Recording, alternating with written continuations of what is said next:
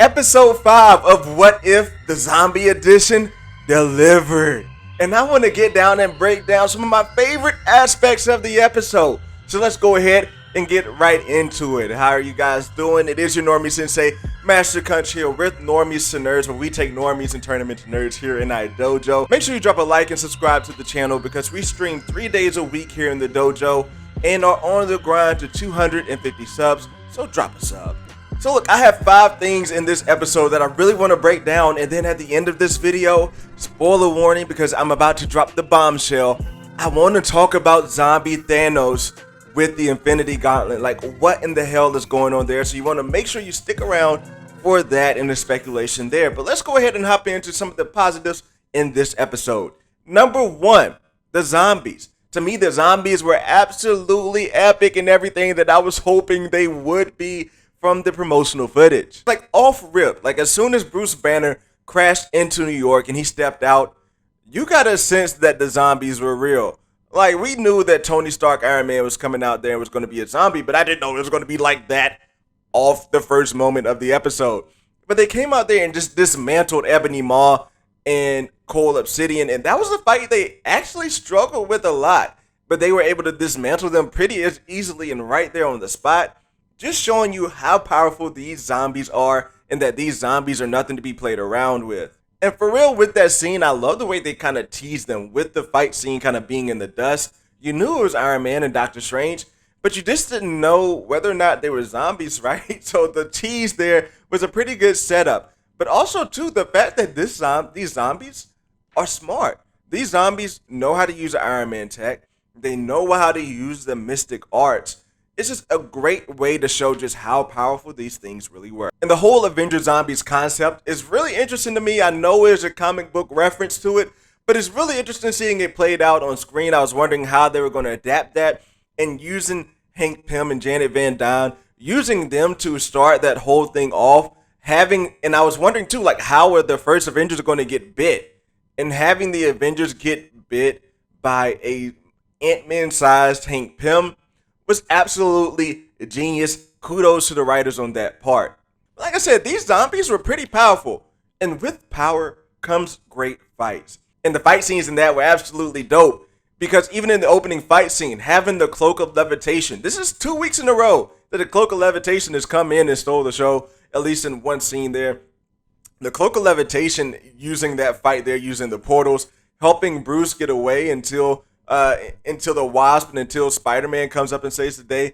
That was just beautiful TV, and I love seeing the Cloak being able to get its shine in. Now, number 2, as a zombie fan, this was like a perfect zombie flick, because it really checked the mark off of all of the zombie genres that we come to know and love. Even The Walking Dead, which is long form, you still get the basis of the zombie genre. You go down the list of 1, the people who were on the original team did not make it through. One by one, each one of them were being taken away by the zombies, and all you had left from that original squad was Spider-Man.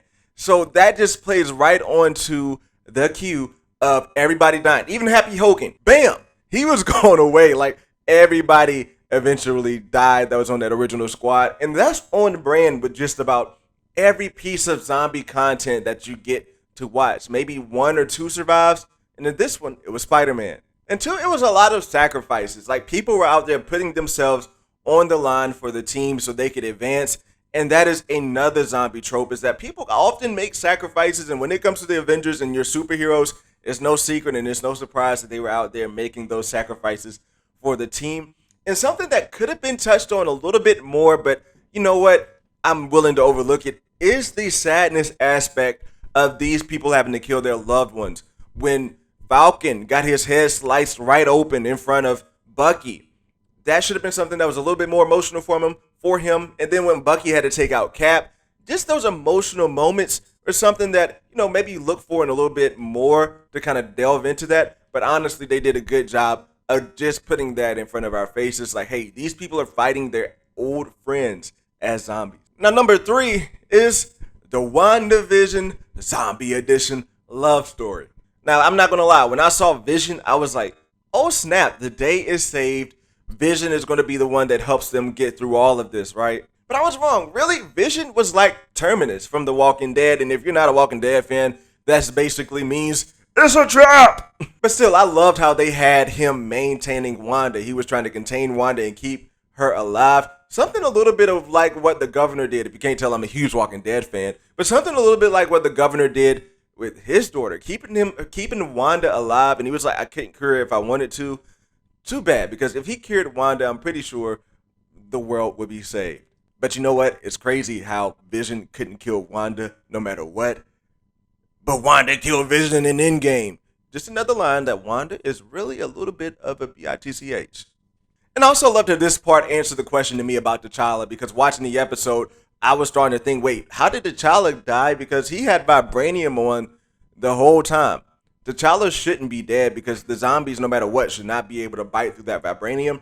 Turns out the Vision was feeding pieces of T'Challa to Wanda, and I would love to see that in like an extra or something of that conversation between Vision and T'Challa as he's chopping off his leg to go ahead and say, Wanda, here's dinner. And also, too, I did kind of like the Scott head thing. I've seen some mixed reviews about that, but I did kind of like seeing Scott, the head, survive in that type of deal. It was kind of funny to me, and he'd be the perfect one to be in that predicament. And his sense of humor still lasted on into that scene that came from the MCU.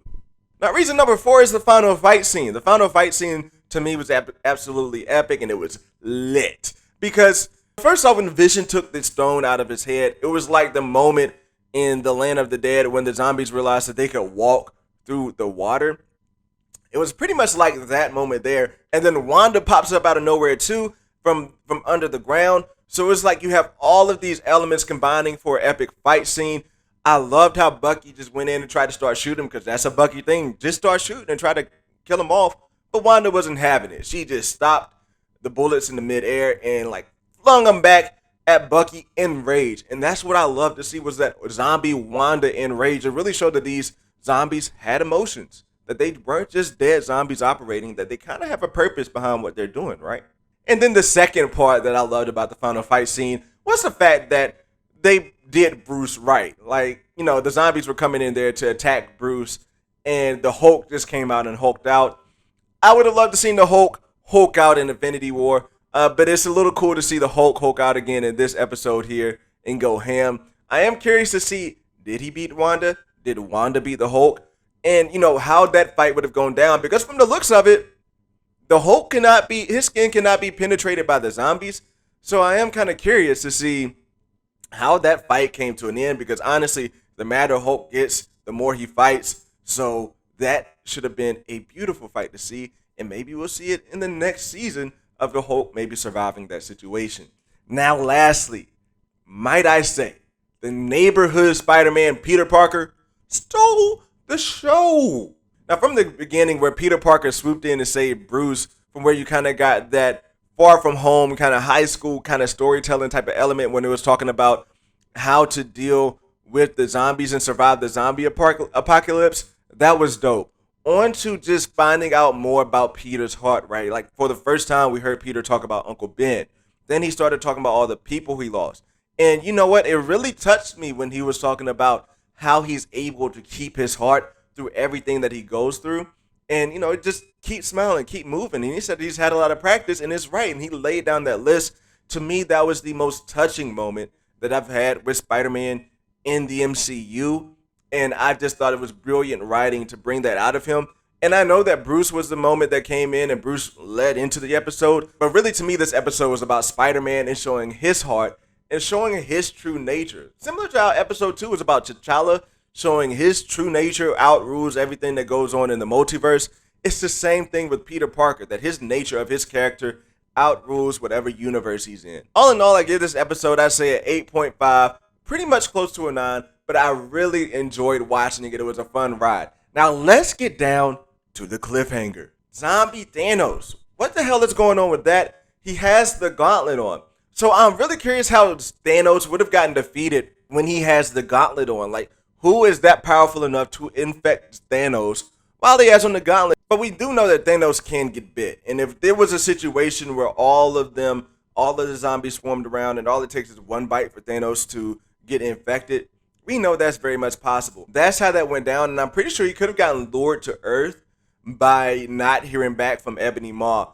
Now, if the story is tracking right, that means that Proxima Midnight and her boo got sent down to Earth as well, and I'm pretty sure they got effed up by the zombies too. That probably drew Thanos to Earth, and as to where he got effed up by the zombies, you do have to ask though, what does he want to do with the gauntlet? Because the way he puts the gauntlet up, they really bring that into frame.